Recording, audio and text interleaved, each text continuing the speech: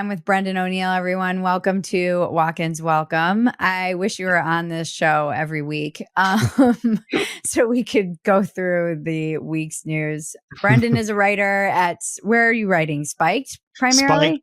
Spiked primarily. I also write for The Spectator and the Daily Mail over here in Britain, yeah. And he has a book coming out. Please tell us about your book.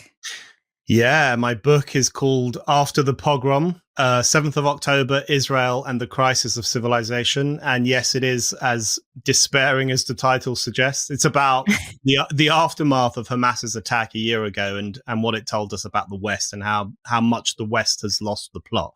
That's essentially what it's about. Yeah. So to finish my train of thought before we get into that, because your book is like we'll get into it. It was, I thought I was a high functioning alcoholic. And it's interesting we're talking about this because I'm about to have 11, if I make it that far, 11 years in like 2 weeks of sobriety, which is insane for me to really comprehend. Wow. And yeah, not one drink in 11 years. Not one drink. Wow. Yeah. That's amazing. Not one drink, not a hangover, no weed, nothing, not even like California sober. Wow. And it is amazing considering what a hot mess express I was.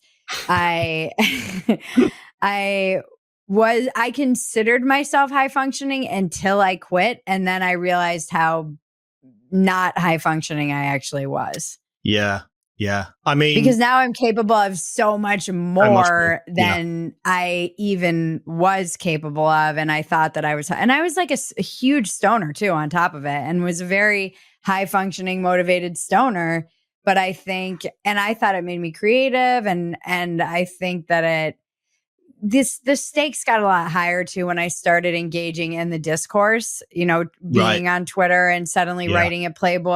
And I was like, I don't have the luxury of not being able to back up what I'm saying in a clear head anymore. Yeah, well, I'm very anti-weed. I think weed makes people stupid over the long run. I'm very pro decriminalization. I think people should be able to smoke and inject whatever they want.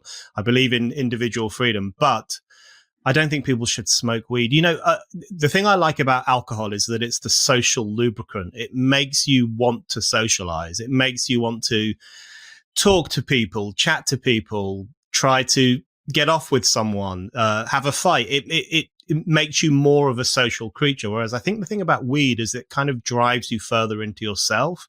It kind of makes you a bit self-obsessed and myopic, and you might sit around in a small group of people eating crisps or eating chips, as you guys would say, but it doesn't really bring out the social beast inside. And I think that's one of the good things that booze does. It kind of unleashes our social animal, which is, exciting and strange and sometimes risky, but good. Yeah. I'd argue there's probably more violence done and death caused under the influence of alcohol than weed, but I do agree that weed is, I always said like you won't, nothing will happen, but nothing will happen. Yeah. It's not like you're going to get into, highly unlikely with alcohol. If you have a problem with alcohol, eventually those consequences are going to make themselves known to you, society at large. God forbid you do something horrific, but at the very least you might get a DUI. You might show up drunk and lose your job, or sleep through an important thing, or come home and be nasty to your family and lose your wife, and there will be generally very severe consequences eventually. Whereas with weed, it's so insidious. You might sit on the couch for a long time before you realize that you have a problem and nothing will happen. I don't disagree with that. And I think that's actually one reason why more and more of the establishment is actually becoming pro-weed. So the last time I was in the USA, my mind was blown because I went into Barnes & Noble in Union Square and there were weed magazines. You could buy marijuana-themed magazines, which had recipes and all sorts of things. And, here in the UK, you'll often hear politicians saying, decriminalize marijuana, but we want tighter restrictions on the sales of alcohol, because I think there's this instinctive recognition amongst the establishment that weed is a very pacifying drug. It keeps people slightly suppressed, whereas booze is a much more unpredictable phenomenon. You never quite know how it's going to interact with someone's personality or their mood. There was this experiment in Portugal a few years ago. In Portugal, there was a huge football tournament and all the English fans went over there, and English fans are notoriously rowdy. They have hooligan tendencies. And the police in Portugal put out all these posters saying to the English fans, have you ever thought about smoking weed? Why don't you avoid the pubs here in Portugal and have a doobie instead? Because they wanted to pacify these young English working class lads who turned up on their shores. So I don't know. There's something about, I fully support people who go sober. Lots of my friends have been sober for some time, and I would never say to them, just have one drink with me. But I do think there's something about the kind of anti-booze worldview of some people in positions of power that makes me slightly uncomfortable, because it's like they want to keep us in a box, and they know that booze helps us get out of that box. Well, yeah. What is that expression that I love? A drunk man's words are a sober man's thoughts. And I always used to say red wine makes me weepy. And I'm a writer and an artist and a creative, and giving up that whole, like, I'm like drinking while I write, and that kind of self-perception as a alcoholic writer was very challenging. I didn't actually think I'd ever write again after I quit drinking, and it was very difficult. And smoking weed. And I am definitely not like anti-alcohol. I always joke on stage. I'm like, have a drink for me, like go get a DUI. Like, I don't care. People will clap when I tell them I quit drinking. I'm like, no one wants to quit drinking. We have to do this. It's not something I'd like, don't do it unless you absolutely have to do it. I would never tell anyone to do it. And I think it's like in one of these books I have behind me, it is one of the oldest pieces of anything. I think this exhibit actually was over on your side of the pond. It was like The World in 100 Objects. Have you ever seen this exhibit? I've heard of it. I've always wanted to see it. And one of the objects is basically a beer inventory from, it's like, we've been trying to get out of here for 5,000 years, as long as I don't think it's a natural state. I actually don't think sobriety is really, and I wonder too. No, it's not. And I actually wonder how much it increases my ability to not lie to myself, but kind of build walls around maybe truths that I don't want to have to face, that, like you say, would inevitably come out once you lubricate the self. Yeah. I mean, I'm not going to lie. I love a drink. I'm having a Pimm's as we speak. I know that sounds like the most British thing anyone's ever said on your podcast, but I am literally drinking a Pimm's and lemonade right now. I love a drink, but I used to drink and write at the same time, as you've just described. And that's when I knew it was getting a bit much, because if you are reliant on drink, or you think you're reliant on drink in order to write well, then you're going to get in a bit of a mess. What was it Brendan Behan used to say? The great Irish writer Brendan Behan used to say that he was a drinker with writing problems, and that's often how I felt in recent years.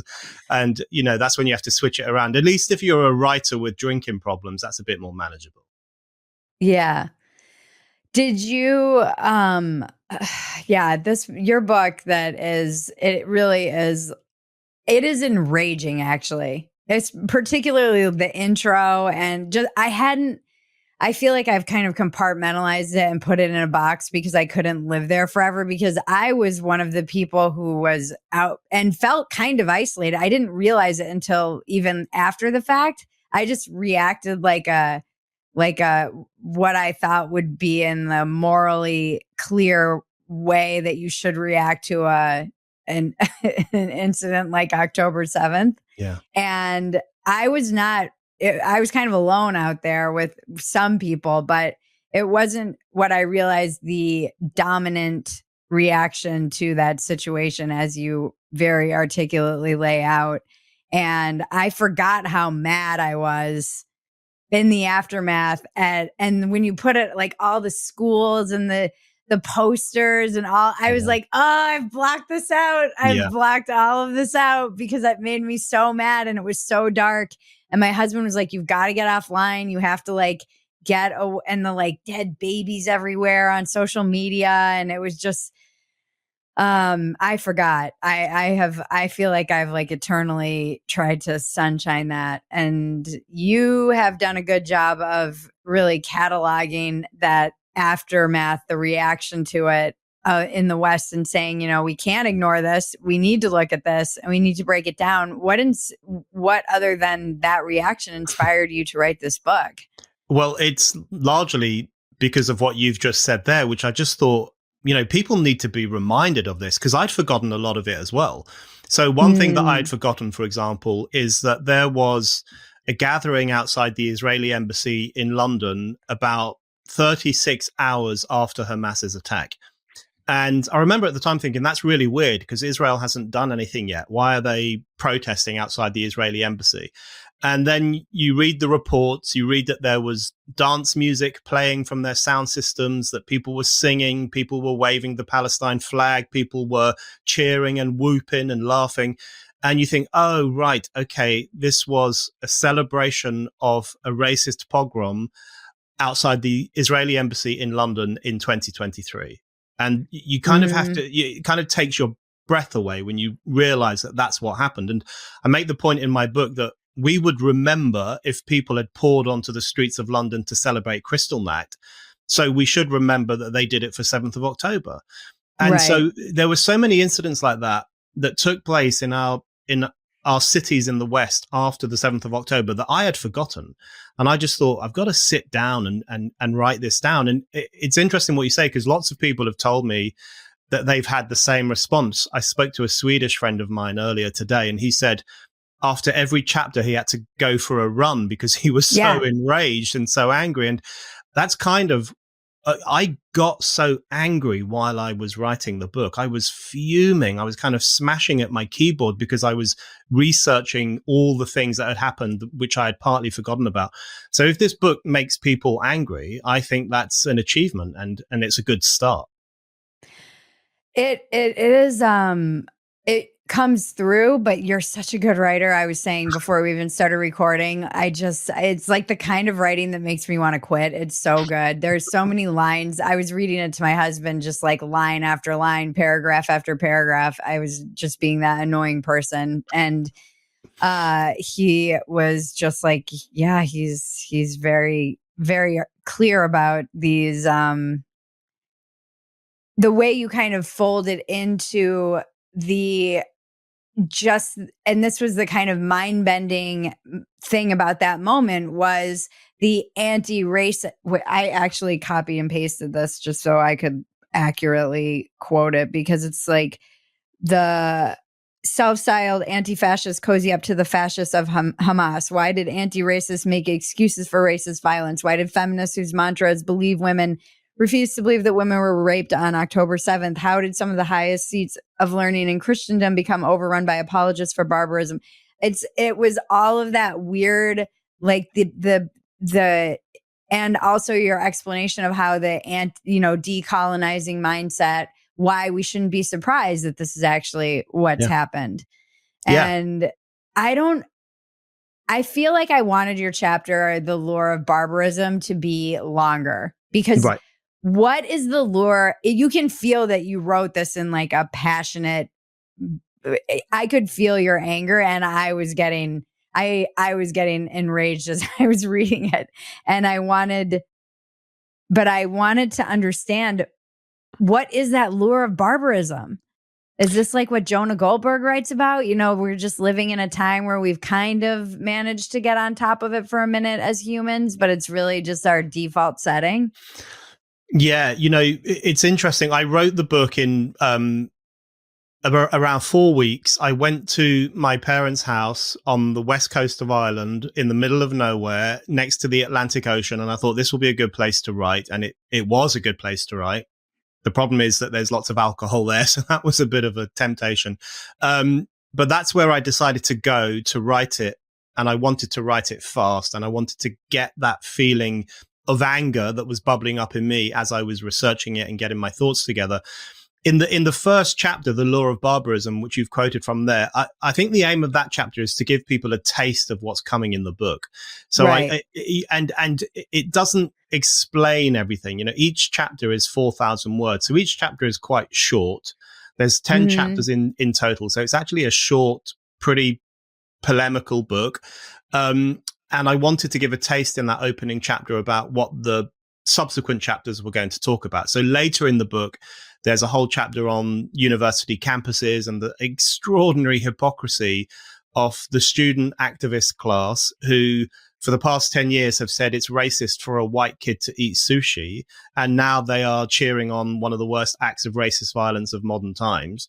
So there's a chapter looking, you know, what's going on there. And then there's also a chapter later on about decolonization and decolonization on campuses, in museums, in libraries, and looking at the links between decolonization over here and this violent act of decolonization that Hamas carried out on 7th of October, you know, seeing both of them as revolts against modernity, as revolts against civilization, essentially. So yeah, the opening chapter is really about giving a taste of what's to come. And then in some of the other chapters, I dig a little deeper into these phenomena. But the book is not, it's not a work of sociological analysis. That's not really what I trade in. I trade in polemics, and I want to get people's juices flowing. I want people to feel something and to say and to ask questions and to say, well, this isn't right, and maybe we need to talk about it. So that's the fundamental aim of the book, and I think it's landed like that for some people. Yeah. Oh, it landed like that for me. Because I don't know what you talk a bit about what we can do, but I don't fully know what we can do. You know, I've been joking about this on my show. We had one that was like, I kept calling it Hamas Girl Summer. And it is, and you talk a lot about this too, where it's become like a fashion statement. And it's the keffiyeh is the sign of kind of being in the in crowd and being cool. And it is, you know, a weird also symbol of genocidal maniacs. Yeah. And I don't know, when the youth have been kind of taken over by this ideology, I'm not sure how I don't know how you undo it. I don't know either. And my book is, it's pretty short on solutions because I don't know what the solutions are. I know that the starting. There's only one solution. No, I'm just kidding. Yeah. Sorry. I know. Yeah, that was an inappropriate joke. Yeah, no. That's perfectly put. I think it is. I think the first step is to say, look, everything is pretty fucked up, and once we're honest about that. We don't have to be despairing about it. We can have fun with it, as well as saying this is actually a serious problem. You know, once we acknowledge that everything is fucked up, then that's the first step, I think, to trying to interrogate it more deeply and to think about how we might address it. You know, I think you're right to ask the question of how did we lose so many young people to this strange cult of wokeness, or whatever we're supposed to call it. But it has been bubbling up for some time. You know, the response of people like you and me, I guess, and lots of other people was mostly to make fun of it and to laugh at students who said it was a microaggression to ask them, where do you come from? Or, students who needed to go into a safe room with Play-Doh and beanbags because Christina Hoff Sommers was turning up on their campus to talk about how feminism lost its way. So we've made fun of those kids for a long time. But I think, there was a very serious element to it, which is that they were being turned against reason. They were being turned against enlightenment. They were being educated to be suspicious of Western civilization itself and to see their own nations, whether it was America or Britain, to see their own nations as being born from the sins of slavery and colonialism and empire. So to have contempt for their own countries. and to have contempt for the civilization that gave birth to their countries. And one of the points I try to draw out in my book is that if you encourage an entire new generation to turn their backs on civilization, you haven't got the right to be surprised when they get tempted into the arms of barbarism. And that's what we've seen since the 7th of October. We have seen significant numbers of educated young people on the streets cheering on essentially one of the most regressive and racist movements on earth, which is Hamas. So, we can wring our hands over that and we can tut over that, and we should. But I think at the same time, we have to say, listen, we've been doing some weird things to these kids for 10 or 20 years. And the end result is what's happened since 7th of October. So we need to have a reckoning with ourselves and our societies as well as with these young people. Right. Getting in shape can be hard. Everybody knows this. It requires hard work, discipline, and in my instance, someone to be accountable to. And that's why I'm excited to partner with Calibur. It has been truly life-changing for me.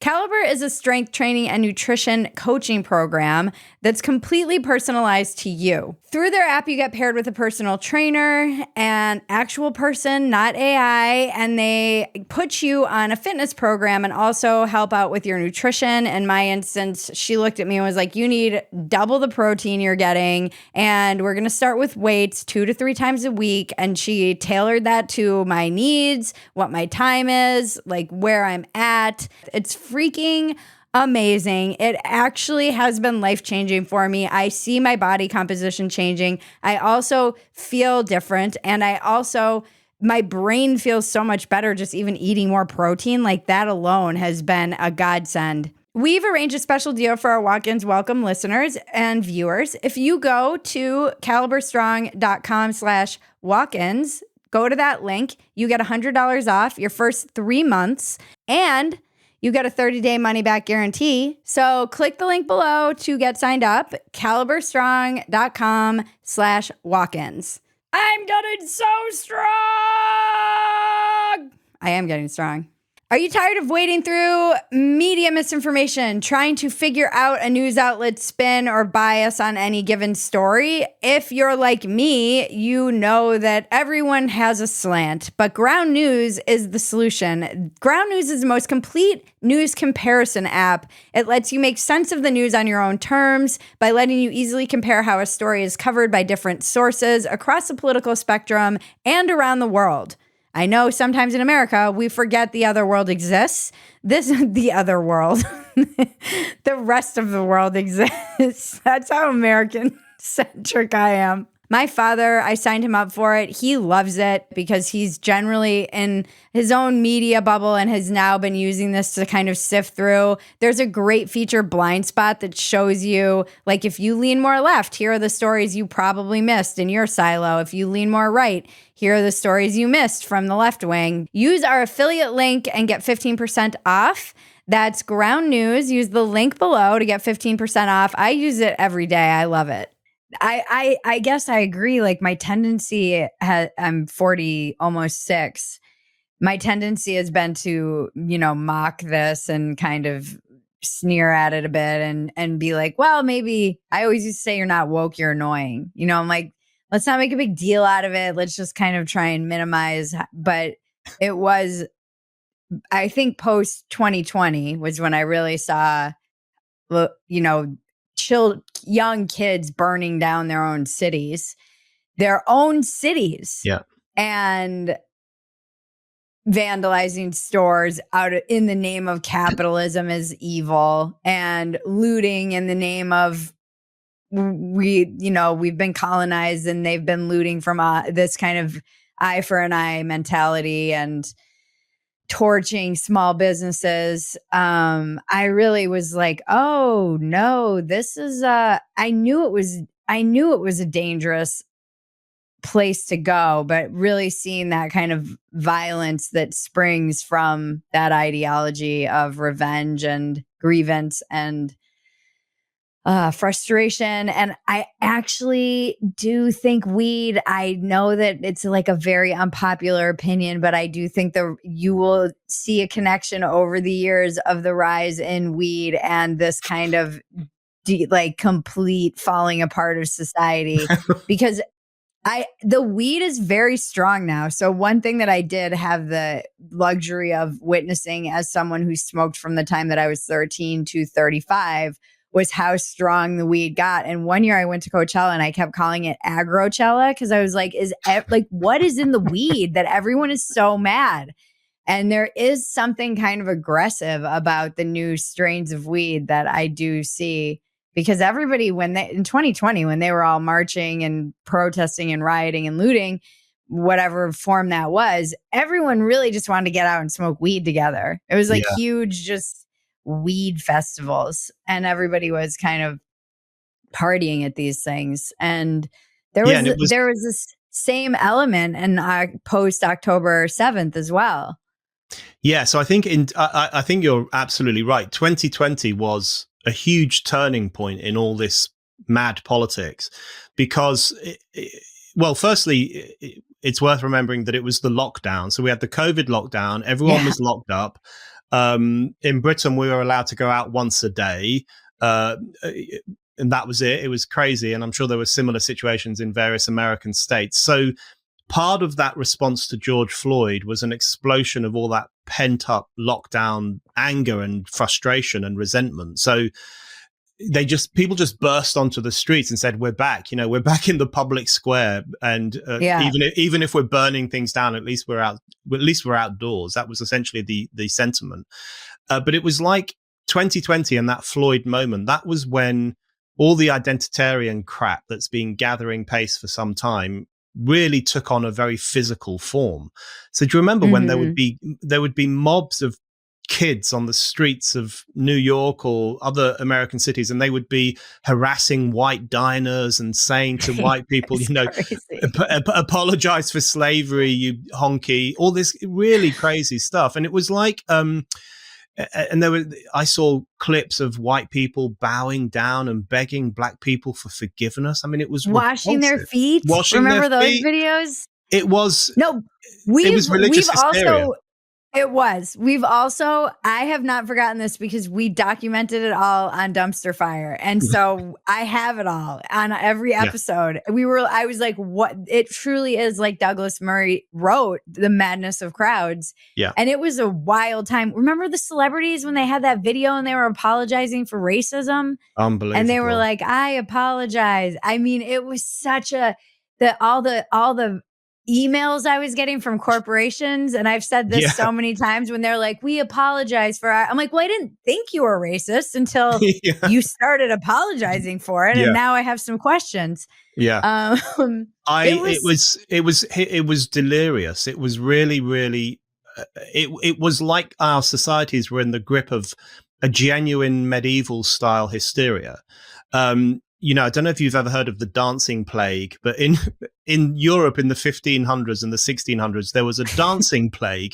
You should go to the Wikipedia page. It's the funniest Wikipedia page in existence. But this reminds me of the TikTok dances from the freaking nurses. But the dancing plague in medieval Europe is when large groups of people would start dancing for no obvious reason, and they would die. They would die from dancing. I know. They would just dance nonstop until they collapsed. Dance until they died. And that kind of reminded when I saw what was happening in the 2020s, because you remember there was all the nurses and doctors who kept dancing. And that's what I mean, the TikTok dances. And you think to yourself, aren't you supposed to be saving the lives of all these people who are dying? And then it gave way to the BLM stuff and the riots, and we had some of that in the UK at a much smaller scale. And that involved partying and dancing as well, and people really going quite hardcore. And it was just hysterical. But, Douglas Murray's phrase, the madness of crowds, I often think fundamentally this is the madness of the elites, because this stuff went right to the very top of society. So the Archbishop of Canterbury, who is the head of the Church of England, he responded to the George Floyd thing by saying, we need to have an audit of every church and cathedral in England to make sure that there's no monuments or statues or paintings that in any way praise the slavery era or the colonial era. So basically, he ordered an exorcism of the churches of Britain. He ordered the destruction. It was like the the French Revolution all over again, although this time it was being done by Christians to themselves. The destruction of any monument that might have made a positive nod to crimes of history. And the British Museum here did the same thing, and the Natural History Museum. They hid away certain artifacts. There was even a discussion about covering up the statue of Charles Darwin at the Natural History Museum because he was on a colonial ship. The hysteria went right to the top of society. And there was a few months in 2020, really from March through to June or July, where I thought America and Britain have gone so mad. I'm not sure we can come back from this. And I guess since then, it's all of those tensions have been bubbling up in one way or another in different areas of society. I'm not sure we can come back. Because like you said, there is this kind of, I was joking about this on Dumpster Fire, where it's like there's the kind of academic commies and then the street commies kind of do their bidding. And you never really know what you're going to unleash you get in these kind of ideological bubbles. You talk about and you see this on the right as well, where they'll be talking about like, oh, IQ and all like brain side, all this other crap. And then it gets funneled down to something like white power or white supremacy. And you see the same thing on the left happening with the like racism, and particularly around Jews, where it's like, oh, we were joking about this when I was in New York. I was at a dinner and everybody kept saying like, oh, the Zion. I'm like, just say Jews. Stop saying Zionists. Like, just say Jews. You guys just stop using your weird code word. Just say what you are actually, at least be honest about what you're talking about. Yeah. And it gets funneled down to, like you point out in your book, now there's like, why would you think that saying these little things like globalize the intifada and all of their other mantras why would you think that wouldn't be translated into, let's go, burn some Jewish businesses down? Yeah, absolutely. The horseshoe, I've always thought the horseshoe theory is a bit too easy, but actually when it comes to anti-Jewish racism, it makes a lot of sense because that's coming now from the left and the right.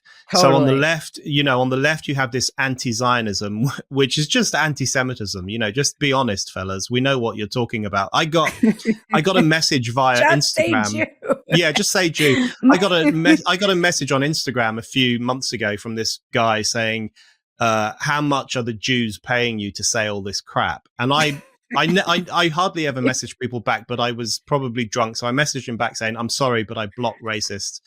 And then he responded to me saying, I'm not racist. I meant to say, how much is Israel paying you? I didn't mean to say, how much are the Jews paying you? And I thought it was such a perfect moment of the mask slipping where he accidentally said Jew instead of Israel or instead of Zionist. And that happens a lot as well. But then, so you have that on the left, you have this obsession with Zionism, which really is an obsession with Jewish power. And then on the right, because you have this new online right, which I find so horrible and repulsive because they've re-embraced old forms of racial thinking as well. And they think black people are inferior to white people. They think Jews are puppeteering everything, including mass immigration. They think there's this theory online now amongst right-wing nutters that Jewish people are masterminding mass immigration in order to weaken the white race and replace us with blacks. I mean, that's and this is not a small group of people. This is becoming not a mainstream theory, but it's becoming a fairly widespread theory.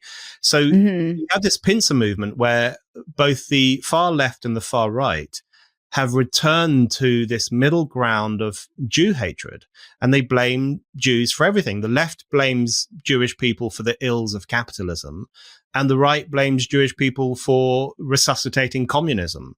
It's this weird phenomenon where whichever side you look at, especially on the crankier sections of the internet, you're going to find some Jew hatred. There's no question about it. Yeah, and it does seem like no, they are the like most ancient scapegoat. It Yeah. just no matter it's like you're too poor, you're too rich. I Yeah. always think about being in Prague with our Jewish tour guide showing us the ghettos, talking about how during the plagues they were in the ghettos and they had better just sanitation practices because they were all in a ghetto. So they took a lot of their waste out and they handled things better. And because of that, they didn't suffer the plague. And so then they got blamed for the plague. Unbelievable.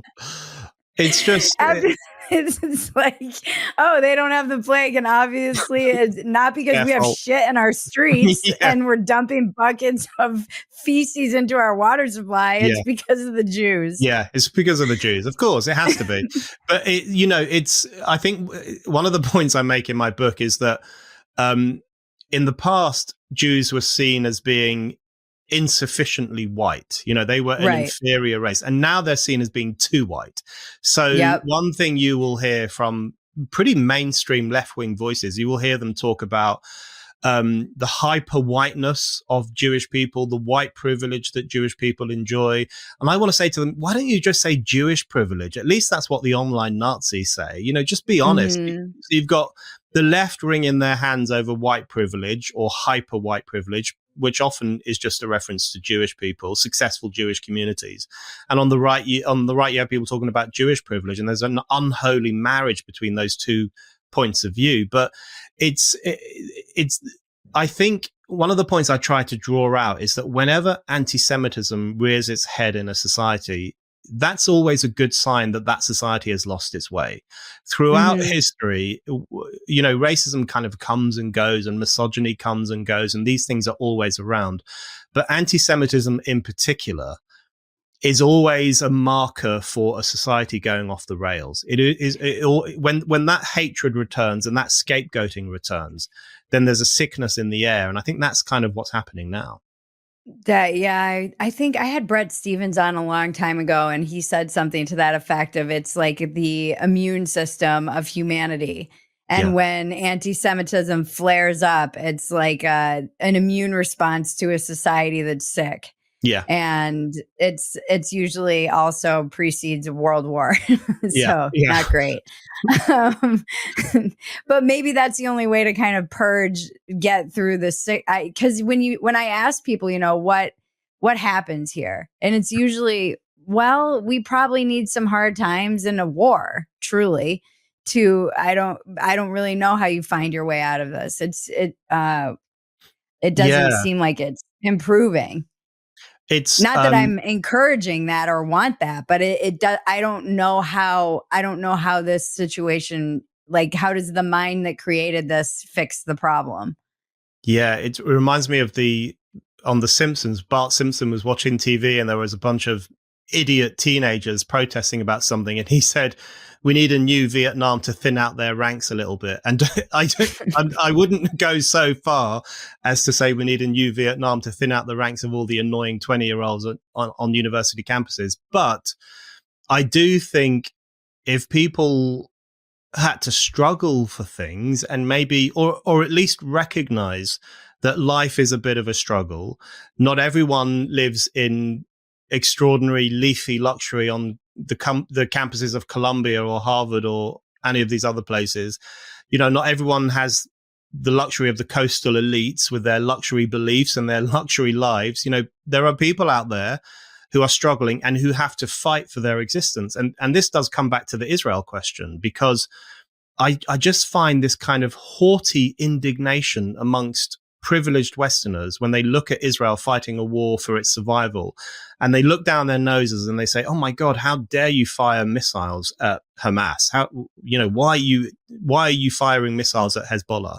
Completely ignoring the fact that Israel's been under attack by those two groups for a whole year, and under really severe attack, and also failing to recognize that sometimes, and I made this point to Joe Rogan when I was on his show a few months ago, sometimes a society has to fight for itself. Sometimes the young people in a society have to be called upon to defend their fellow citizens from the threat posed by foreign armies. And that's one of the things I think there is this obsessive hatred for Israel, which powers a lot of the modern left. But I think part of it is that they just don't understand that sometimes you've got to fight for your country. And because we've not had to do that in the West for a very, very long time, there aren't many people alive who can remember the last time ordinary people in the West had to fight like that. It's become a distant memory. It's become an ancient memory, and it's become something from the history books. So when people have to do it in the here and now, and I think Israel has to do it, there is this kind of really sniffy indignation. And I find that creepy and unpleasant. Yeah, the problem too is that the people who would be fighting in this war, the men, young men, are not the ones who have been captured by this ideology and are creating these problems. Those kids, generally children of privilege who are on universities, would probably be exempt from it for some, disability that they have, like mental illness, Asperger's or whatever, like they would find a way out, or their parents would find them a way out. And that is what bothers me the most, is that if we are headed to this, some kind of war, and this is where I do understand, because the young 20-something men are doing a pretty good job of thinning themselves out, just deaths of despair and fentanyl overdoses and depression and suicide. And these, the new online right that has this kind of isolation in America, that has arisen, that has an isolationist, like, we don't care about Israel. What are we doing over in Ukraine? I do understand that a lot of these are kids of people who went to war in the Middle East and have parents who came back and were like, well, fuck that. Yeah. That was stupid and pointless. And we were lied to about why we even went in there. And a lot of the young kids who went after 9/11 were like completely disillusioned, and they're not passing on the same kind of pride in the army that my grandfather had when he came back from World War II. I just had a psychiatrist on, Dr. David Pewter, and he was talking about how really World War II was one of the last wars where they came home heroes. And after that, all the soldiers have all come back and they were spit on from Vietnam and they were treated horribly. So I do understand the kind of that weird tension of like, well, why should we sacrifice our young people who they're not even the ones who are feeling this way? And now it's very complicated. I can like understand where people don't understand that they have to defend their civilization. And actually, I think these guys are generally more pro-America, pro-West, but also now you're seeing that kind of isolationism occurring. There's a real culture of war weariness in the West. You see it all the time, and I see it when I speak to American friends of mine, and I see it when I speak to British friends of mine. There's a sense, because so many of the wars we fought over the past 20 years or so have been completely bullshit wars. Why the hell did we go into Iraq? It was it was a tissue of lies. Saddam Hussein did not have WMD. He was not capable of bombing London in 45 minutes, which is what we were told. It was just nonsense. And a lot of young, primarily working class men went over there and gave their lives for a lie. And then they came back, and all the kind of upper middle class men who would never go to war because they're not capable and they don't want to, were calling them criminals and murderers and pieces of shit. That's profoundly unpleasant and dispiriting, I think, for people who might originally have wanted to do something for their country, and then they get treated in this way, both by the army and by the kind of intelligentsia. It's really unpleasant. But it's like, I'm not a warmongering type. I'm not a pacifist, but I also don't think war is brilliant. It's necessary sometimes, but it's not great. But I do sometimes worry that our societies are increasingly incapable of fighting a war, which could land us in hot water sometime in the future.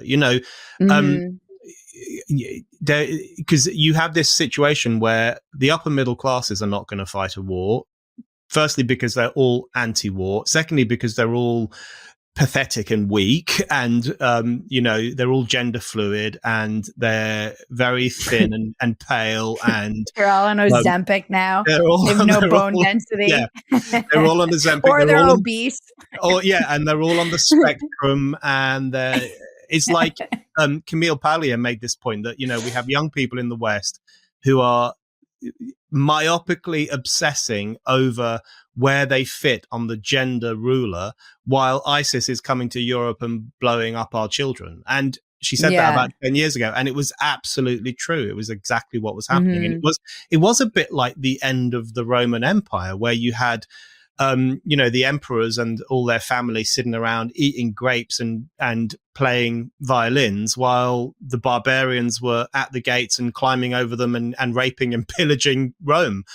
It's not as extreme as that, but it does feel like a long, drawn-out process that is not entirely dissimilar, where we do have these global threats, and I think radical Islamism is one of those global threats, but we live in societies that are increasingly incapable of being honest about those threats and incapable of producing the tough young people who might be able to stand up to them if push comes to shove. So that, I think sometimes, maybe it's because I'm getting a bit older, but sometimes I do think to myself, that's a bit of a concern. If we don't have strong masculine men and also masculine women, which I don't think is a contradiction in terms, if we don't have those sections of society who are willing to stand up for society, then we could be in trouble at some point. If you love Watkins Welcome, please consider becoming a subscriber to Phetasy.com to show your support. Phetasy relies on its supporters to continue creating the content you love, so if you can, please support us. It truly keeps the lights on and the content churning. Churning? And it keeps me going. You also get a multitude of exclusive subscriber content, so come join us. Go check it out. Phetasy.com, Phetasy.com. It's funny how the October 7th really broke the world in a way that I don't, it's going to play out for a long, long time. Broke brains. Yeah. One of the criticisms I got most often in my DMs from people was that I just didn't care about brown people. This is something I heard. I didn't care that the bombs were raining down on brown people, and I value Jewish life more than I value Palestinian life. And I felt like that was unfair, because it feels like people who were cheering Hamas and their actions were also cheering for whatever devastation would occur in Gaza. Yeah. I'm not cheering for this, but what are they supposed to do exactly? It feels so, the amount of restraint that Israel is required to try and in war. It's just like you have to be just like restraining it's crazy to me that that's demanded of them, and they often do a pretty good job from what I can tell from what experts have said, and being as surgical, trying to minimize human costs. But what do you think? What do you hear? What criticisms do you hear when you are with? I think if you came out of this with any moral clarity, you were accused of, being a Jew lover or whatever, working, getting paid by. I'm like, they're clearly not paying me very well then, or nothing. Yeah. And what is your kind of answer to that? Do you hear that criticism? Oh yeah, all the time. If you're pro-Israel or you say anything that even hints that Israel has got the right to push back against Hamas for what it did on the 7th of October, you'll just be accused of being not only pro-war, but anti-Arab. You're an anti-Arab racist. You don't give a shit about Palestinian life. You don't care about Palestinian women and children. I mean, it's just, for me, and I'm sure for you and many other people, it's just not true. And in fact, one of the reasons I hated 7th of October when it happened is not only because it laid waste to so many Jewish lives in Israel, civilians raped, kidnapped, butchered, really awful stuff, but also because I knew what was going to happen next. I knew there was going to be a war, and I knew that loads of Palestinians were going to die. It was completely and utterly inevitable. Hamas knew it was going to happen. Iran knew it was going to happen. We all knew it was going to happen. So the carnival of killing was going to carry on. And it's Hamas's fault because they started a war that they shouldn't have started, and they're now refusing to end the war by surrendering to Israel and returning the hostages. So Hamas is dragging this out, and Hamas leaders openly say that the more martyrs they can create, the more favor they will win around the world, the more that they will embarrass Israel. So there's actually this really grotesque symbiotic relationship between the activist class in the West, which craves these images of Palestinian suffering. They love images of Palestinian suffering. They share them all day long. The most grotesque images of bodies and people with missing heads and really horrible stuff. They share them all day long with no consideration whatsoever for the privacy or the dignity of the families involved. They don't care about that. All they care about is using these images to signify their own virtue and their own capacity to care about foreigners and their own capacity to care about brown people. And the more that you have this situation where, you know, these various institutions in the West love to see images of Palestinian suffering because it boosts their sense of self, the more Hamas will be willing to provide those images. And that's one of the reasons why Hamas leaders openly say that if we have more Palestinian martyrs, it will be beneficial to our cause, because that's how they that's how they have their impact on the world, through suffering, through pain, through destitution. So, you know, who is it that doesn't care about Arab life? Is it those of us who desperately want the war to come to an end by the surrender of Hamas and the return of the Jewish hostages? Or is it these weirdos around the West, these woke weirdos who get some strange moral kick from the continued pain of the Palestinian people? I just, you know, I want the war to stop. I don't want a single Israeli to die, or a single Palestinian to die, or a single Arab to die. I want the whole thing to come to an end. But I also recognize that it can't come to an end while Hamas remains fully armed and keeps threatening to carry out more 7th of Octobers. What kind of lunatic nation would allow such an army to live on its border? It's just unreasonable to make that request, I think, off the Jewish state. What do you make of, you know, do you know Dave Smith? He has that part of the problem.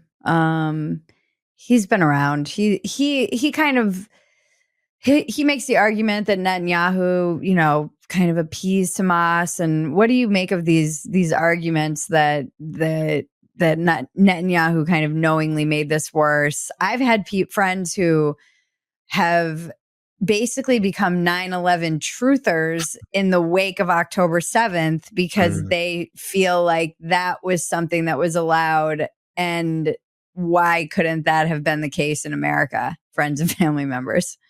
Yeah, it's, you know, I've heard this argument so many times. I think it's probably true that Netanyahu or some element in the Israeli state thought it might be vaguely in their interest to boost the radical Islamist wing of Palestinian politics in order to weaken the old secular wing of Palestinian politics, which is the PLO and Fatah, etc. You know, maybe, you know, it would not be the first time in history that the leader of a nation sought to play off his enemies against each other. I mean, that's as old as history and war itself. So that could be true. But the thing that worries me about arguments like that is that it actually absolves groups like Hamas of responsibility for what they do.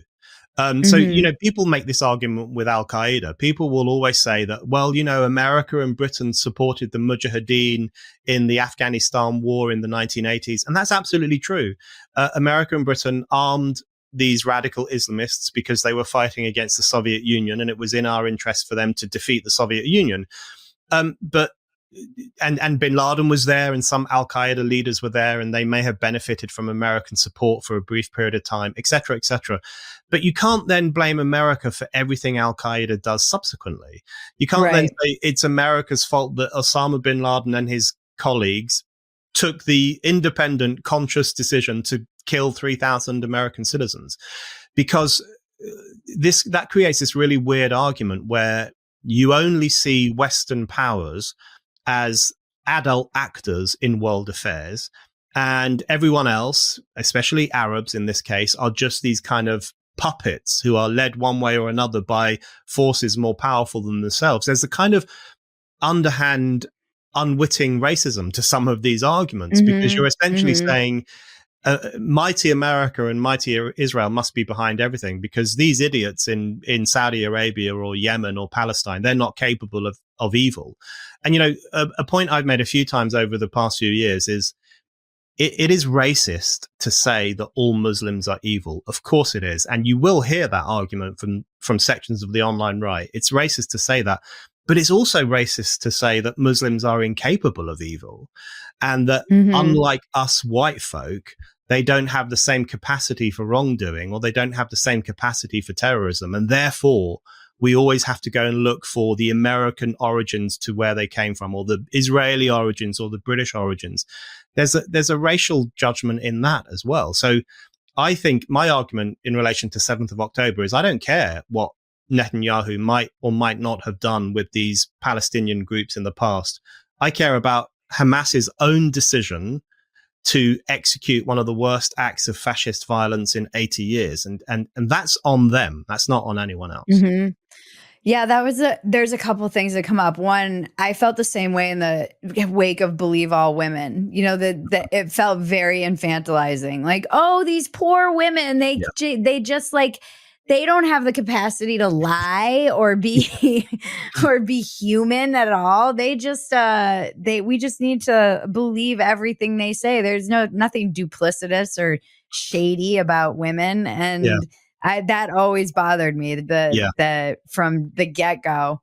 And the other thing that I was thinking when you were talking about this is the victim blaming, that we've heard so much about. Don't victim blame, don't victim blame, don't victim blame. And in this instance, it feels like just the supreme act of victim blaming this entire nation and its people for an act that was done to them. And even like, they're like, when people, there were a lot of mainstream journalists were like, where are all the women now? I'm like, you guys, they abandoned us a while ago. The feminists abandoned women a long time ago. I was writing about this years ago. They abandoned us to men in women's prisons and in women's sports. So if you're surprised that they're suddenly abandoning Jewish women after they're being raped, I have a bridge to sell you. This is not something that should be surprising, but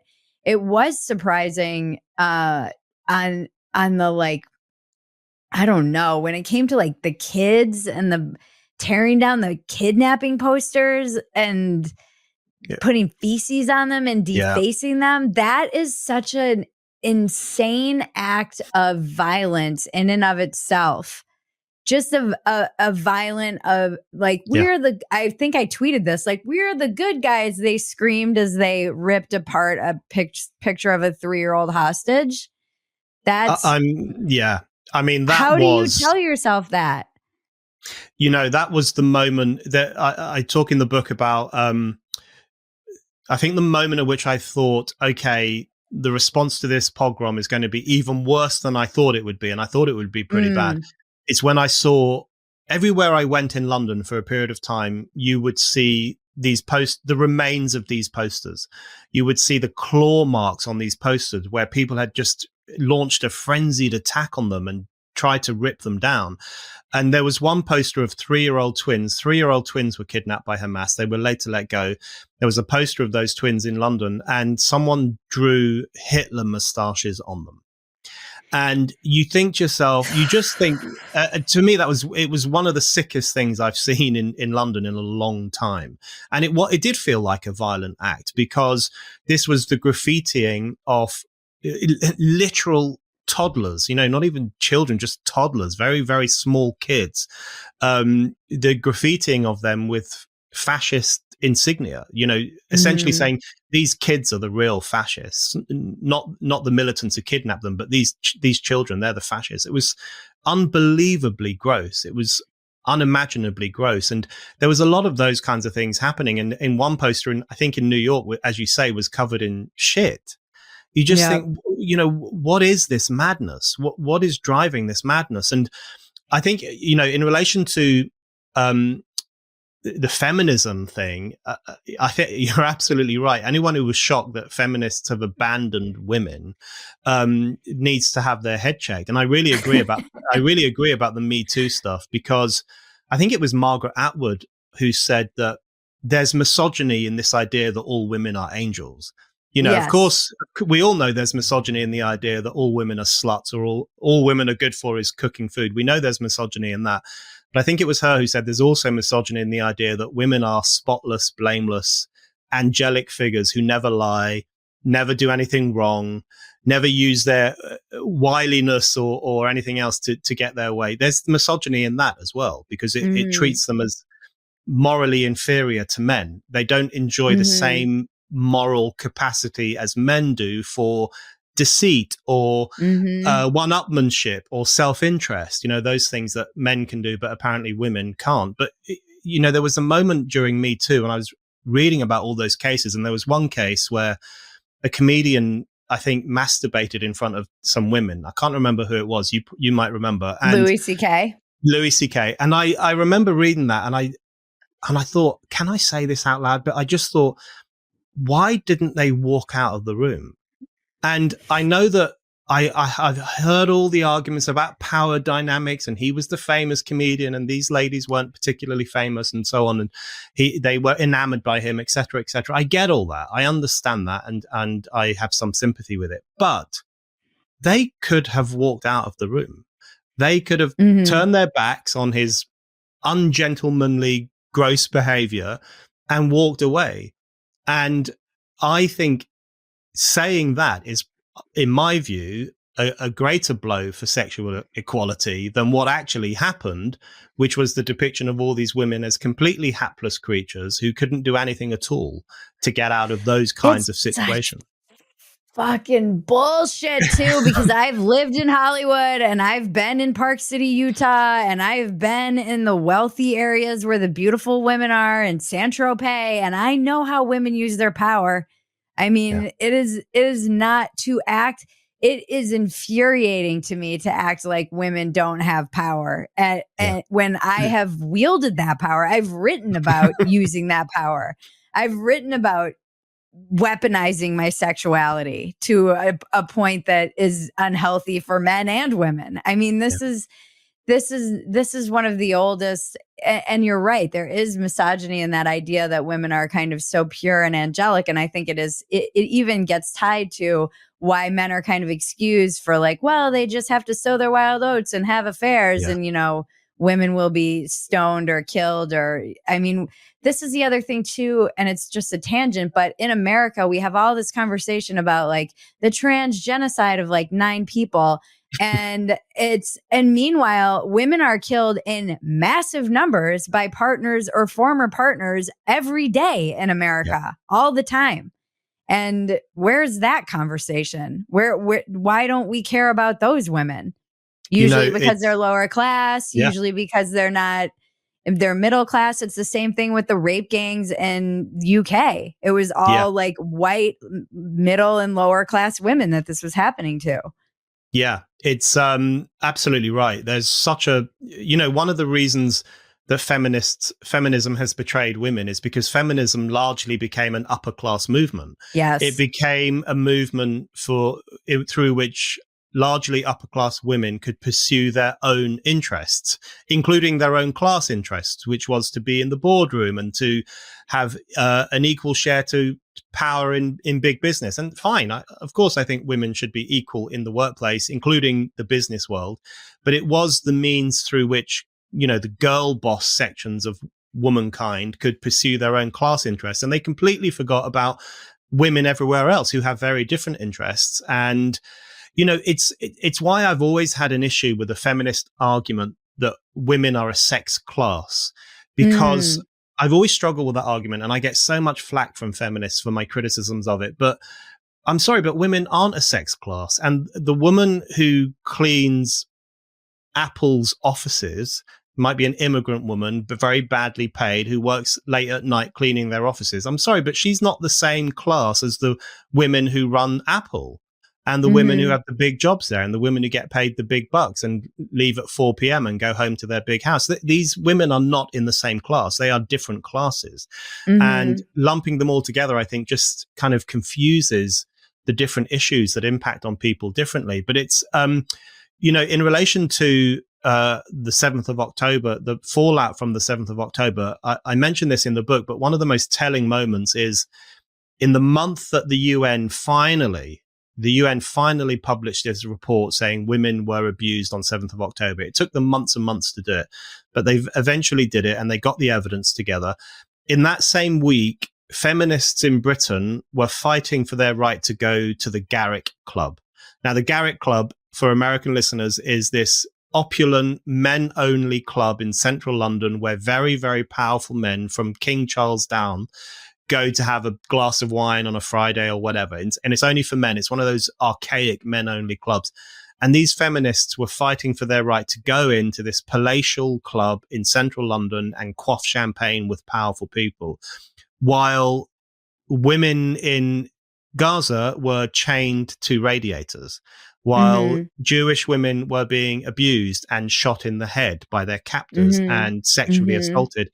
And I just thought this is such a brilliant and repulsive illustration of the dangers of virtue signaling, where you become so obsessed with signaling your own virtue, in this case, your virtuous quest to become a member of the Garrick, that you forget about everything else, including what was at that point the worst instance of sexual degradation taking place in the world, which was the kidnapping and abuse of these young women from Israel. So, feminism's betrayals of women have been gathering pace for some time, but I think after 7th of October, it just became undeniable for most people. So much of why I was realizing, because this anti-Semitism on the left has been festering for a long time, and I was terrified of the aftermath because again, it's something I'd written about. And I think it's part of the thing that when I really look back at, not to be like, oh, the left lost me. But when I look back at, I just like every slogan. I hate every slogan, but it is like I was saying the other day, it's also like AA or 12 step where they're like, they're true. Like go woke, go broke makes me want to blow my brains out, but it's also true. And this was something that I feel when I started becoming aware of it, it was something where I was like, oh, I no longer identify with whatever is happening on the progressive left like I did before. Yeah. And that was one of the biggest signs to me, was that, I mean, I remember this from when there was a outbreak of something happened in Israel, between Israel and Palestine. There was a kind of outbreak of anti-Jewish sentiment in the cities. And I was telling a family member about it because a lot of my friends were living in the neighborhood where they were kind of going like around getting beat up by, in this case, African-American people. And a family member on the East Coast was like, oh, is it because of the white supremacists who are beating people up? I was like, I don't have enough time to unpack this with you, but like, no, there aren't white supremacists running around LA beating up Jews. But no. I understand you wouldn't know that because while this has also been happening in Brooklyn for years, it is never reported ever.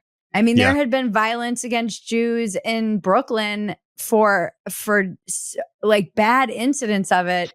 And if you didn't have Twitter, you basically wouldn't hear about it. Yeah. It's, no one wants to talk about Black anti-Semitism. No one wants to talk about it, especially the left. And now I'm not saying all Black people are anti-Semitic. No, I'm just kidding. Right. But no one, it's the same with Muslim anti-Semitism in Europe. You're not allowed to talk about it. And Muslim anti-Semitism in Europe is a big problem. It really is a big problem, in terms of violent acts, but also opinion polls always find that there are significant numbers of Muslims in European countries who have a derogatory take on Jewish people. It's just a fact, but you're not allowed to talk about it. And we've now reached a situation where it's Islamophobic to talk about anti-Semitism.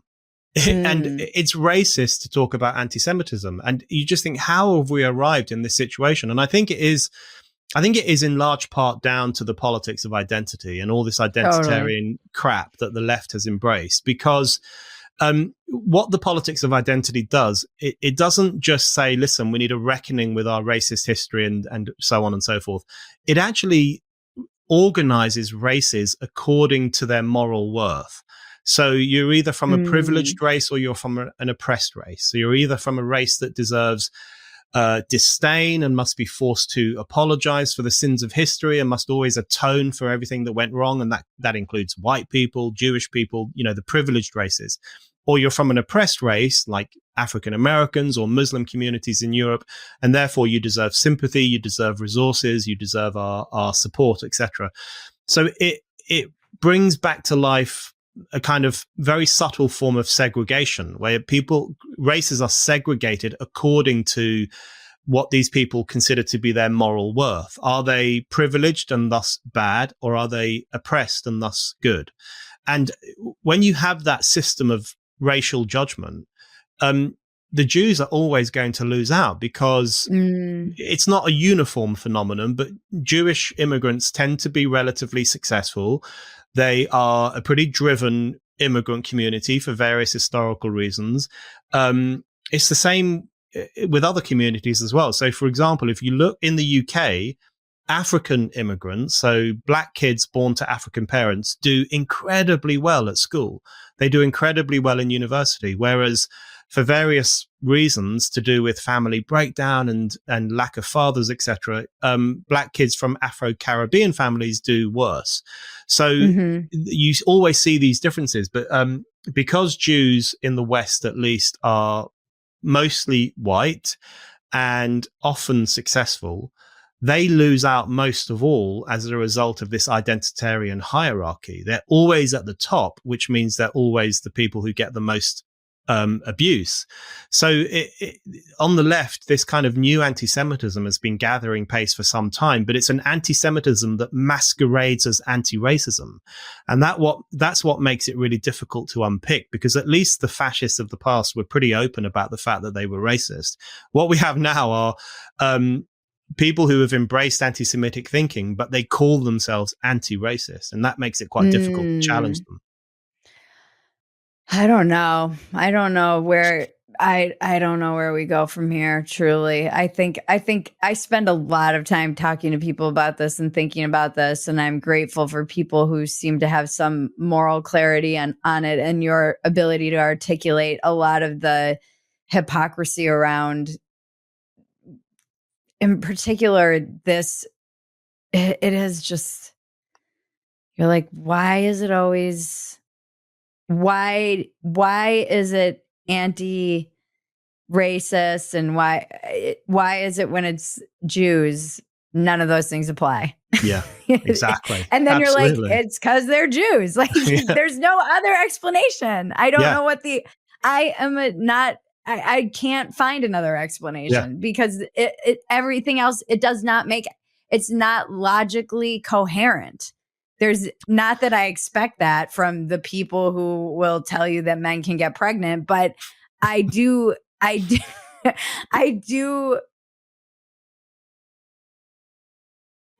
would hope that they would apply all of their, like the mental gymnastics you have to do to exclude people who have been historically persecuted throughout all of time.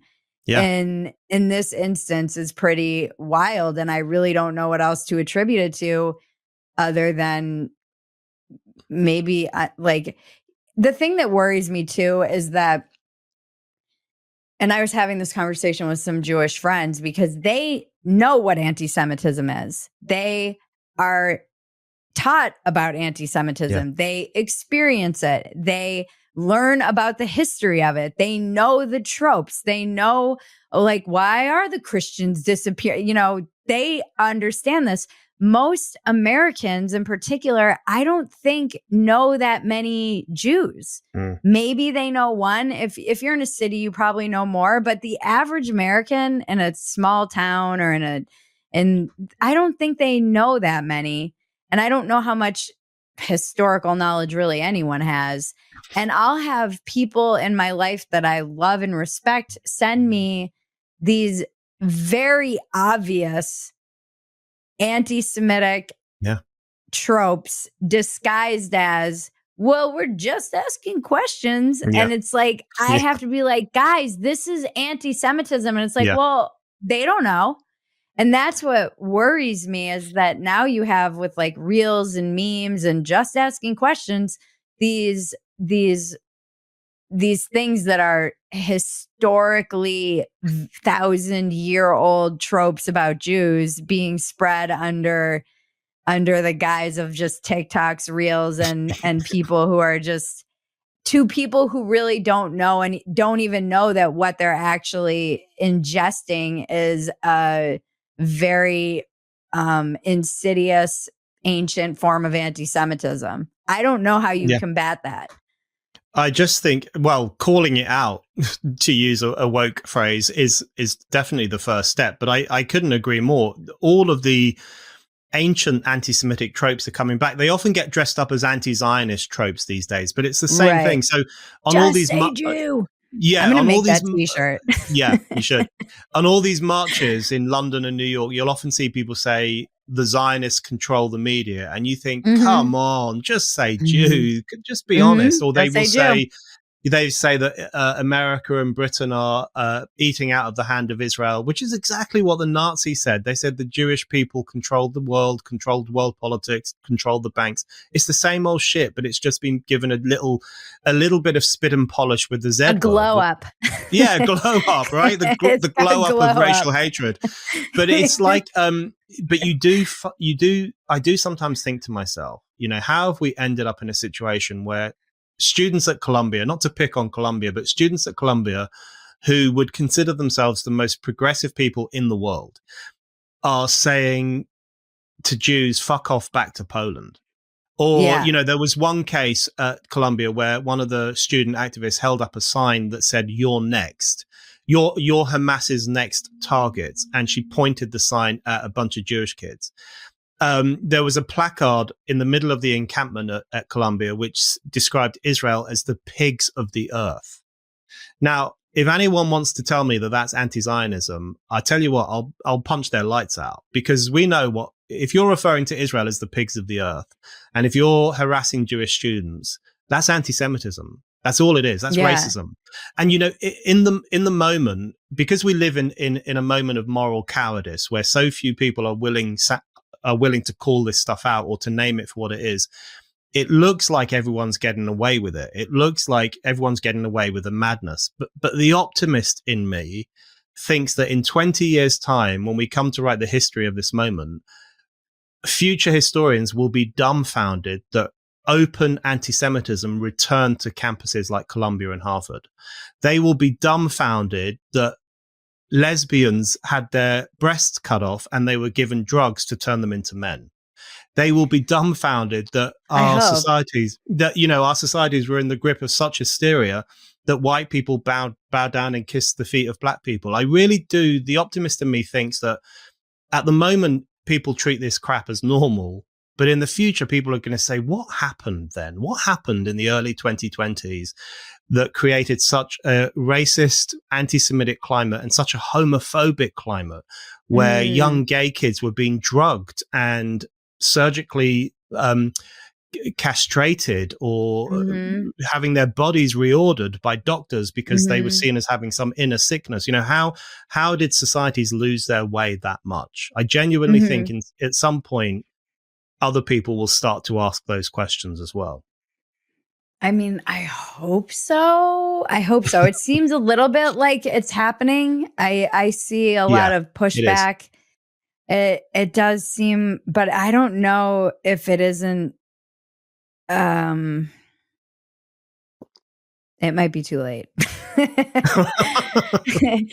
I mean, Never I too feel like late. Europe is lost. You know, the Europe seems very lost to me, and But yeah, we're maybe finished. It's over for UK us. in particular. Yeah. Good luck for you. And you don't have free speech, so you No. guys are fucked. Canada's lost. Australia seems lost. All of your colonies are lost. I don't know. It does worry me just seeing that. I think about like these. I see it even around Trump. I was recently, right in the aftermath of his near assassination, you had so many people I know, who will openly at dinner parties be talking about how, oh, too bad it was only like an inch, too bad it missed. And I'm like, you feel comfortable saying that. This is like feeling comfortable about ripping up a poster of a child being held hostage by terrorists. Yeah. You feel perfectly comfortable in polite company expressing your inner sociopath, I guess, like that you are okay with somebody being murdered on a live broadcast, which would, by the way, traumatize children, everybody who would have been watching it, maybe cast us into a mini civil war or a big civil. I mean, the cascading effects of that and the violence that would have followed in the aftermath and the lives. It's like, it does make, I think you said it in your book. It's like Jordan Peterson. Were you the one who said this maybe, or maybe was it in your book where, Jordan Peterson is always like, you have to admit that like you would have been you might have been a Nazi more than likely. Yeah. It's, it is, I mean, it is crazy. It is deeply concerning. I mean, I think the only way to tackle all this stuff is to talk about it. I think making fun of it is actually really important. I'm not just saying that to flatter a comic like you, but I actually do think it's very important to puncture some of this stuff by ridiculing it. That there is a reason. There is a reason that these kind of woke tards come for comedy in particular. There is a reason they protested outside Netflix HQ over Dave Chappelle, and there is a reason they hate those people most of all, because they know that when people start laughing at them, it's game over. They know that that's the really important turning point, when more and more people, Sam Smith stands up and says, he was on TV. Sam Smith was on TV in Britain a few months ago, and he talked about how he likes to fish. He likes going fishing. And the presenter said to him, "Oh, you're a fisherman?" And he said, "No, I'm a fisher them." And I remember loads of people went online. My WhatsApp groups were blowing up, saying, "Can you believe the word fisher them? Isn't that the most ridiculous thing you've ever heard?" And I just thought, if more people laugh at this, it won't last much longer. If a bloke in a dress who's 6 foot tall and has a deep voice stands up and says, "My name's Delilah and I'm a woman," and people laugh, then they will stop doing it. And I do need to bring bullying back. Yeah, we'll bully them out of it. I do think that there is definitely a really important role for ridicule, as well as analysis and as well as principles. But I do think ridicule and mockery, that they've got a lot to going for them. I think they play an important role. I mean, I see Kill Tony as evidence of where like things are the ship is righting, because that podcast is huge. It's sold out Madison Square Garden, and it is completely inappropriate. And they never for a second back down from any of the bullshit. And I think, people flock to it, and it is hilarious when you go and watch it live, or even watch it on TV or wherever you watch or listen to it. It is it's like what I just did Judge Roast Battle too, and Roast Battle is just like, there's no holds barred. People are making fun of each other's race, class, sex. Like it's still in good spirit. It's equal opportunity. Everybody's getting taken the piss out of. You're taking the piss out of yourself. It's I don't know. It's liberating. You know, there's a reason I think dictators like crack down on being able to tell jokes and being able to mock them. It's one of the first things they do is like, we will put you in the gulag if you make fun of us and you will disappear. Yeah, they take away your guns and they take away your right to make jokes. That's always the first things they do. And there is a very important reason for that. And, you know, there have been loads of comics over time who've made this point. You know, one of my all-time favorite comedians is Joan Rivers, and she often made the case that this is how you knock down the pompous. This is how you knock down the idiocracy. You do it by making fun of them. And you know, that joke that she got cancelled for, where she about Heidi Klum. You know, where she said, did she get canceled? I was like, was it the joke about Michelle Obama having a dick, or was no? It she was on Fashion Police, and she was talking about Heidi Klum's outfit, and Heidi Klum looked amazing, and she said, Joan Rivers said, a German has not looked this hot since they were shoving Jews into the ovens, and it was just so beautifully delivered. It was obviously delivered by a famously Jewish woman who has relatives who died in the Holocaust, but it was just funny and brutal and shocking. And she faced cancellation, and it was ridiculous. And you just know she wouldn't have faced cancellation if it had been 10 years earlier or 15 years earlier. So that kind of antipathy towards comedy, I think, is a key part of how tyrannical things are becoming, which makes comedy all the more important. You know, winding people up and taking the piss, as we say in Britain, is really an important thing to do. Yeah, and this is one of the things that I hope, like, the needle can be threaded, because I do think you don't, you know, even with all of these memes being spread and anti-Semitism, one of the default things is you can't make that joke. You can't. They suddenly get very woke about Jews, and now they're a protected class, and now you can't joke about them, and you want to regulate the internet, and I don't think that's the answer either. I think it is just more knowledge. People need to be a little bit more educated. I don't know how we do that, but I don't think that that's the answer. I don't want there to be some extreme, because then it only reinforces the belief too. If you come for somebody and like, I can't even tell this story, but there's oftentimes a reaction if somebody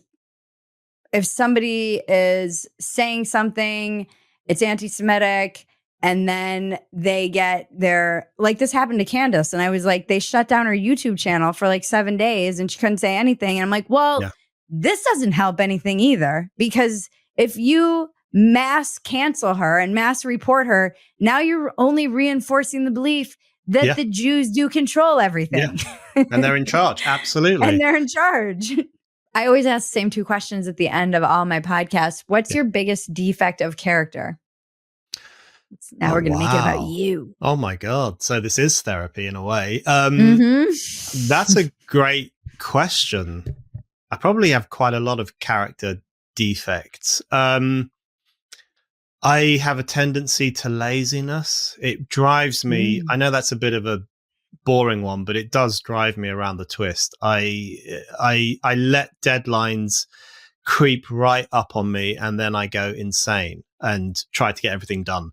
So I have a tendency towards laziness. I have a slight tendency to be slightly Panglossian as well. I'm optimistic, as I said earlier, but that can sometimes become unrealistic. So I'll be in the workplace and I'll say, yeah, we can get this done. And everyone else around me is shaking their head saying, you're a lunatic. So I'm a bit like that as well. I think that's I don't have any really bad ones. I don't think. I'm not evil, or I don't have any kind of violent tendencies, but yeah, I would say that a propensity to be lazy is something that really drives me around the twist. What's yours? I'd be intrigued to know what yours is. Oh, I'm sure you've talked about it before. It's funny. Most people don't ask me what mine is. I usually get away with that being one-sided. I have a lot. I have a tendency to be very spiteful. And like I joke that my stinger is filled with spite. I'm very much like I'm Irish, but I'm also Italian and French. And the Wow. Italian in me, I always say like I'm very loyal, but if somebody kind of burns me, I will like something awakens in my heart and I'll be like, you're fucking dead to me now. And I'm also, I don't think that I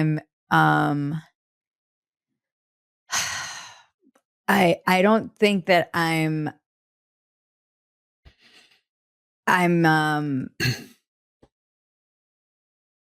not a fair, it's like I don't even know you have a better vocabulary than me. It's like I'll just destroy you quietly behind closed doors so that Yeah. you don't know it. Yeah. I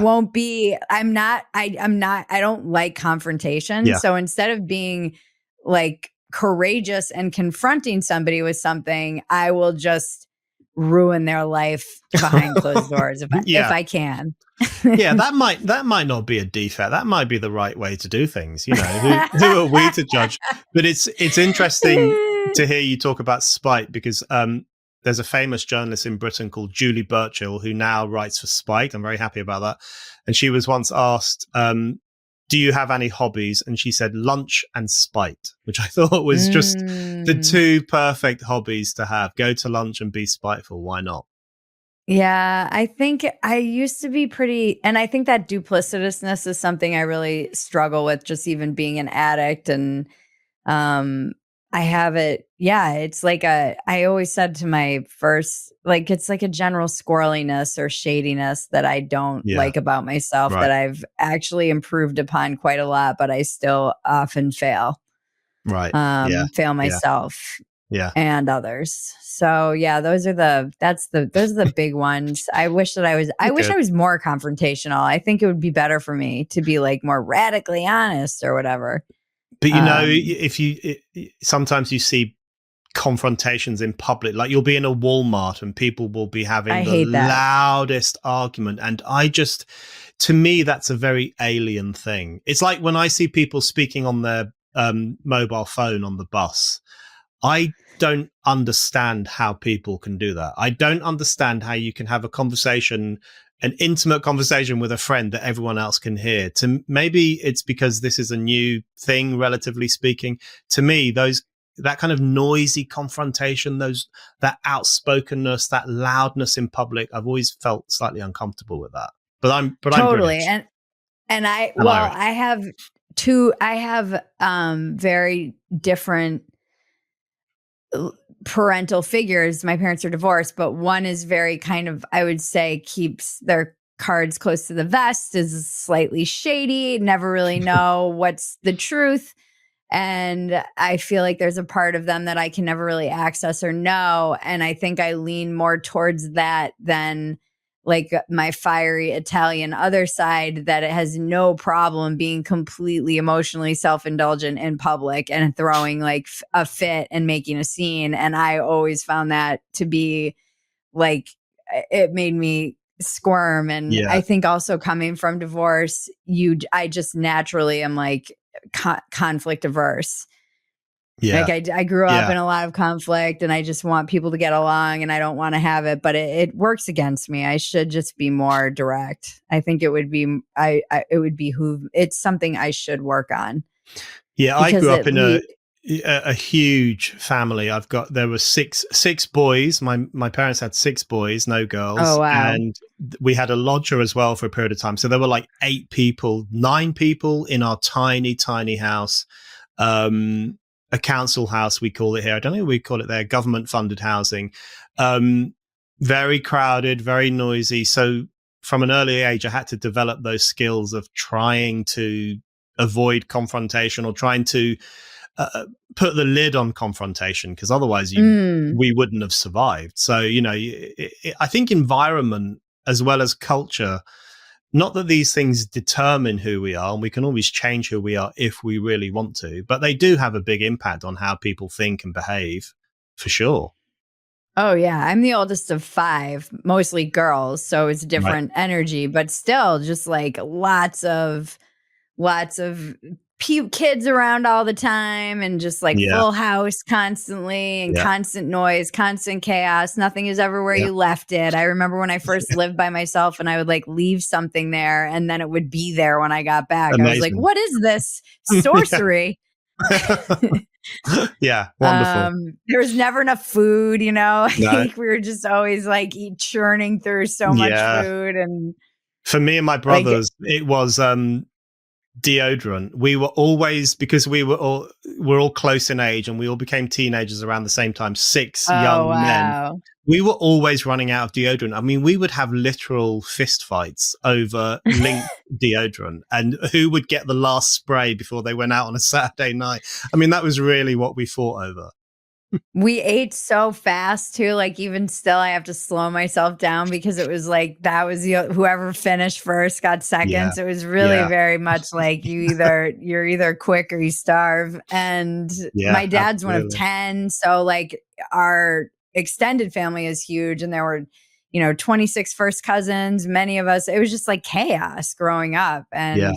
Absolutely. People, when I was judging the roast battle, one of the roasters was like, "Oh, have you ever roasted?" I'm like, "No." Like I'm an Irish Catholic in a big family. Like my whole upbringing was a roast battle. I don't need to like relive my childhood. Yeah. Yeah, that's a good way to describe it. It was a roast battle from day one. People like us. Yeah. Yeah. Yeah, and you're like, oh, you didn't want to be the sensitive one. It's like, oh, you're gonna cry about it, like yeah. And cry, that was baby, grandma saying that. Yeah, that wasn't your cousin. It was grandma being like, don't cry. Yeah, fucking cry in this family. Yeah. Irish women, man, they're tough. Oh my God, tough. My grandmothers were. People have no idea. I mean, one of my grandmothers was illiterate. She grew up in the extreme west of Ireland. She never traveled more than 40 miles from where she lived.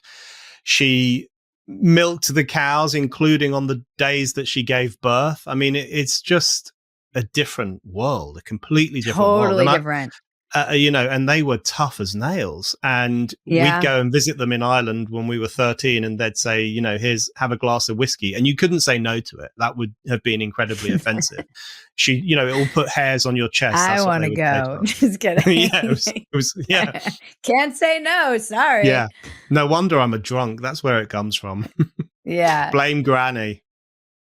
What's your biggest asset before your computer dies? My biggest asset, I think, is that's an even more difficult question, because who likes to blow their own trumpet? Because you're Irish. Yeah, exactly. So we're a bit coy, we're a bit meek. I was brought up a Catholic, so we have to kind of, we're not allowed to boast too much. We're not allowed to be proud. That Pride question's is a way sin. harder for me than what are my defects. Yeah, me too. I think I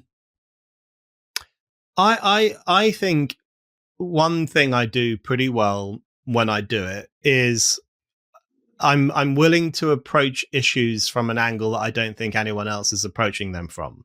So I love to switch the narrative. And I know that people refer to it as contrarianism, but I really don't think it is contrarianism. I really think it is a desire to look at the world differently to how most people look at it, and look at it with fresh eyes. So, and that can make life quite exciting, because it means that you wake up, you read the news, you talk to your friends, you look at what's going on in the world, and you think, hold on, is there a way that I can slightly turn this on its head? Is there a way that I can dig out the point that other people are missing? Is there a way I can come at this that will excite readers and excite listeners and make them think differently as well? So I'm pretty good, I think, at just upending the narratives that we all suffocate under. But you made this point earlier, which I think is a really important point. I said that future historians will do more of that stuff. And you said, well, actually, people are doing it now. So one of the nice things for me, because I've been in this game for a really long time, is just the growing number of voices who are doing likewise, the growing number of voices who are just saying, maybe everything we've been told is bollocks. Maybe we need a completely different way to understand the problems facing society. I think that's probably one of my best skills, and probably the only thing that has allowed me to carry on in the world of commentary and letters, is the fact that I am willing to say, this is bollocks. This is not right. And there has got to be a better way to explain this problem. I love that. That was a great answer. Thank you. Where can one find you if they want to find your work and yourself and your book? Best place is Spiked. I write for Spiked very regularly. People should be reading Spiked all the time. Spiked-online.com. Easily the best online magazine in the Western world, no question. I write for other outlets as well, so they can Google me and find me there. I suppose they could look at me on Instagram, but I'm not very social media friendly. I don't really know what social media is all about, but I am on Instagram at Burnt Oak Boy, so they could take a look at that as well. I hate social media, but I need it. It's awful. I mean, I love Twitter. I'm like, I hate that I'm great at Twitter, but I really am great at it. Well, I quote you in the book, and I quote a tweet. So you've got to be really, you did a tweet where you said, in relation, God, this is going to get really dark now. So just as we're wrapping it up, but in relation to the post 7th of October rape denialism, you did this amazing tweet where you said, I can't believe we've gone from believe all women to rape pics or it didn't happen. And it was just, you nailed it. You just really nailed it.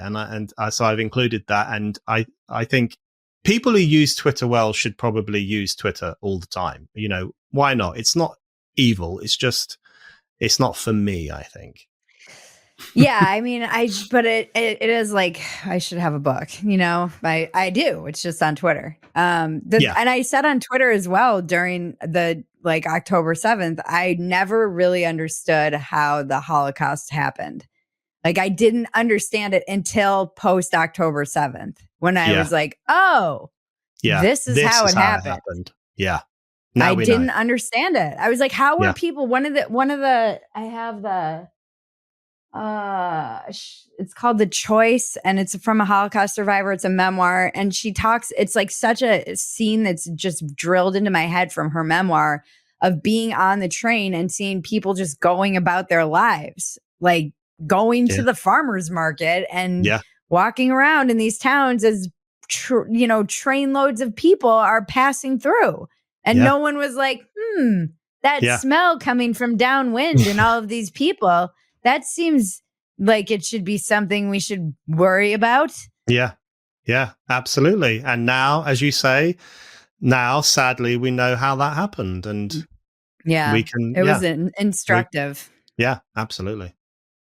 Well, thank you for your time. Thank you for writing this, and I'm sure we'll hear all about it from the people who, know we're being paid by the Zionists. When I was in New York, I was with Michael Moynihan. We were at a dinner and we were like, he's very funny. And we were dying laughing. And I was like, I swear to God, I'm making a t-shirt, just say Jew. And he's like, you need to make it. Absolutely. Like, wear it to every protest. Just would be so good. Yeah. That's gonna be my next debate me. Absolutely. Have a good night, night, and thank you. And please keep in touch. Let me know if you're coming Bridget. To Texas. I will do. Thank you so much, and keep up the excellent work. It's brilliant. You as well. Thank you. Thank you. We're in the trenches together, my friend. We are. All right. I'll talk to you soon. The Check-In with Bridget and Cousin Maggie can now be found at Phetasy.com. It's been titled Another Round with Bridget Phetasy, and it's now in video. This has been Walk-Ins Welcome with Bridget Phetasy. I'm Bridget Phetasy, and you're welcome.